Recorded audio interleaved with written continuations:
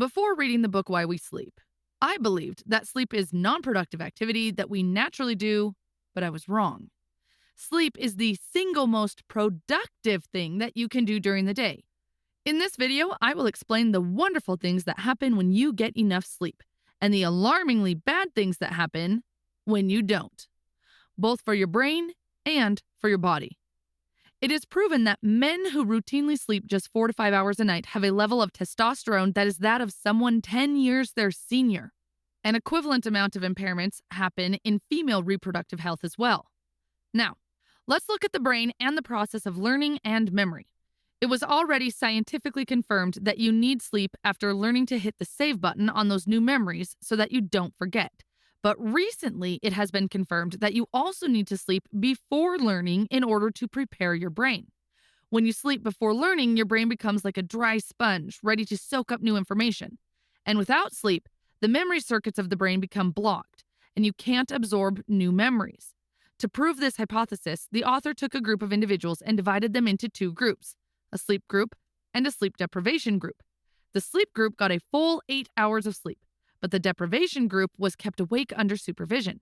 And then they asked both groups to learn a list of new facts, and the result was significantly different. The sleep deprivation group scored 40% less compared to the sleep group. To put this in context, 40% is the difference between getting an A and failing miserably on the exam. There is a structure that sits on the left and the right side of your brain called the hippocampus. And you can think of the hippocampus almost like the informational inbox of your brain. It's very good at receiving new memory files and then holding on to them. And when you look at this structure in those people who had a full night of sleep, we see lots of healthy learning-related activity. Yet, in those people who were sleep deprived, activity level was very low. So it's almost as though sleep deprivation had shut down your memory inbox and any new incoming files were just being bounced back. Sleep is also essential for your body.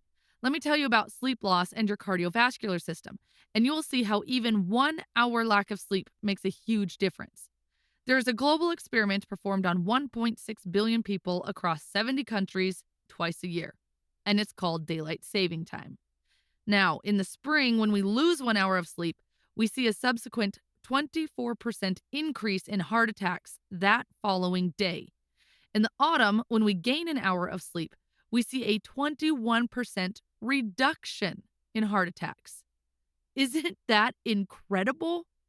And you see the same things for car crashes, road traffic accidents, even suicide rates. Now, I want to focus on sleep loss and your immune system. In your body, there are cells that protect your immune system against attacks. They operate as secret service agents and protect your immunity.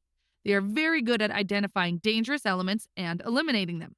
If you restrict your sleep and only have 4 hours of sleep for one single night, you will see a 70% drop in cell activity that is protecting your immune system.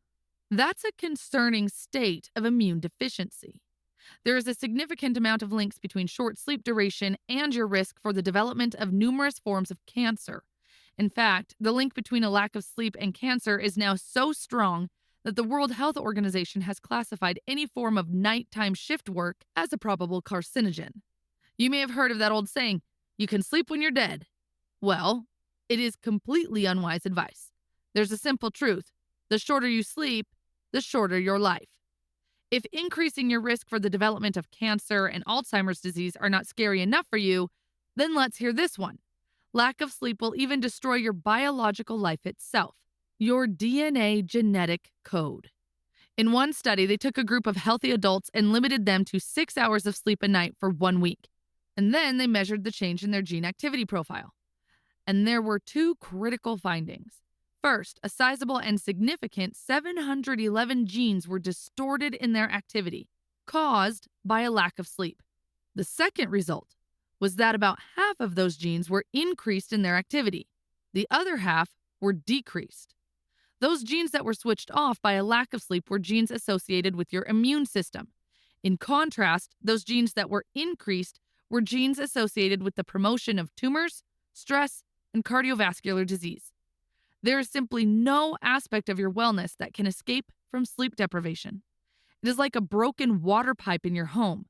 Sleep loss will leak down into every part of your physiology, even your DNA.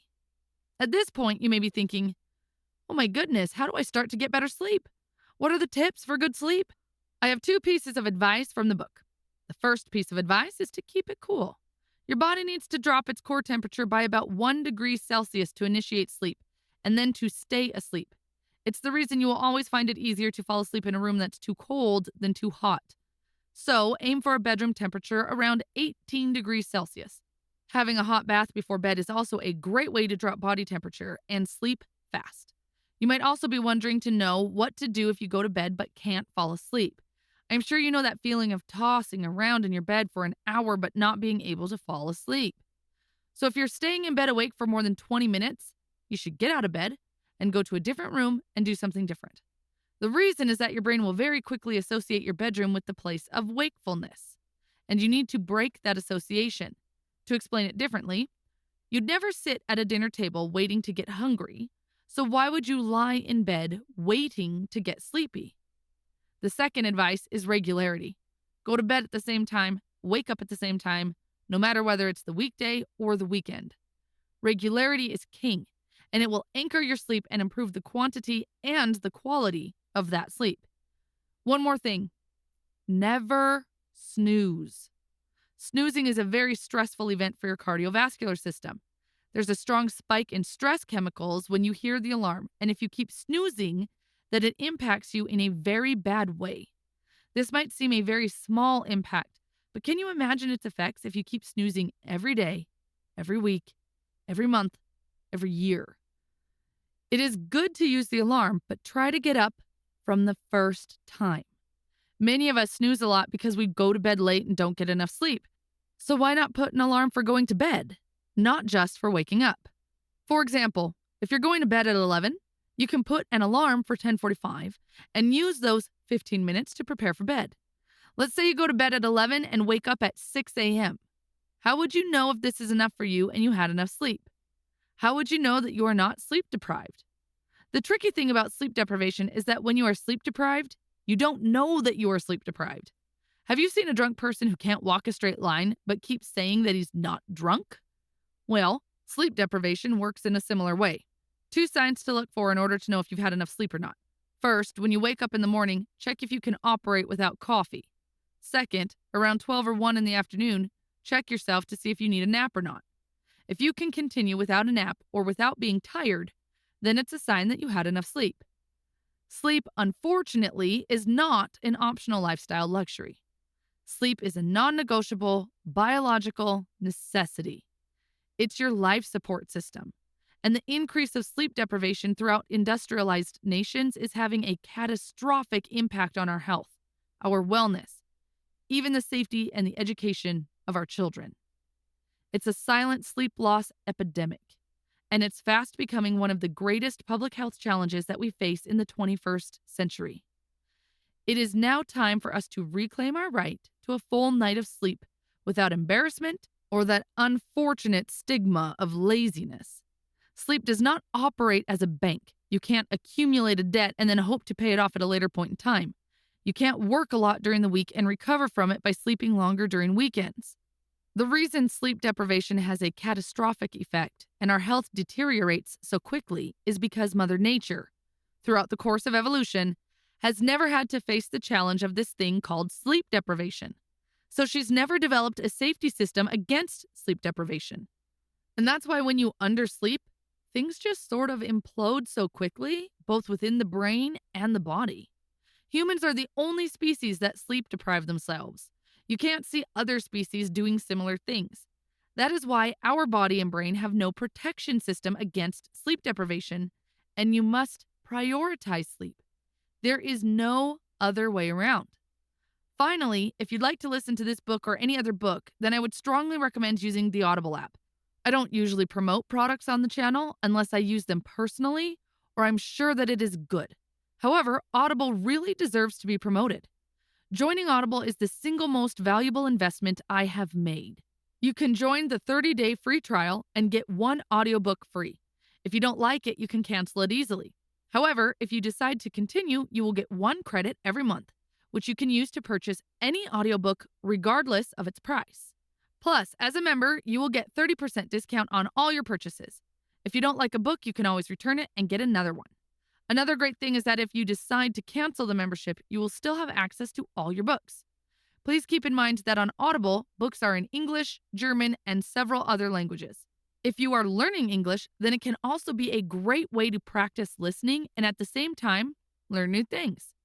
If your English is not advanced, then you can reduce the speed to make it easy for you to understand. You can listen to your books offline while you travel to work or school and turn non productive time into one of the most productive times. After the free trial, if you decide to continue, then it will cost you $15 a month. Even if you don't want to pay, at least I would recommend using the free trial and getting the free book. If interested, please see the link in the description. For transparency, please keep in mind that this link is an affiliate link, which means if you sign through that I will get a small commission for referring you. It doesn't cost you anything, but it helps a lot to the channel to keep producing quality content. But you really don't have to sign through my link. You can simply Google Audible and sign through that as well. I hope it was a useful video. Thanks for watching and have a great day.